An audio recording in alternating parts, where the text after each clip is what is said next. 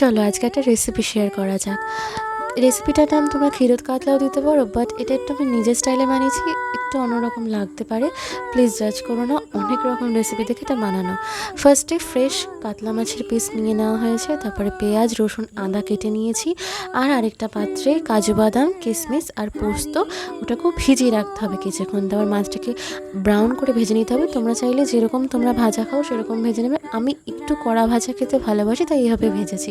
তারপরে কড়াইতে ঘি গরম করে কাঁচা লঙ্কা পেঁয়াজ রসুন আদা আর পোস্ত কাজু বাদাম কিশমিশ যেটা ছিল সেটা একটু ভেজে নিতে হবে, হালকা ভাজলেই হবে। আর তারপরে একটু গুঁড়ো মশলা জিরে গুঁড়ো ধনে গুঁড়ো আর সামান্য জল দিয়ে আর একটু সেদ্ধ করে নেব। আর এটা আমি দিয়েছি ফ্যাটানো দই।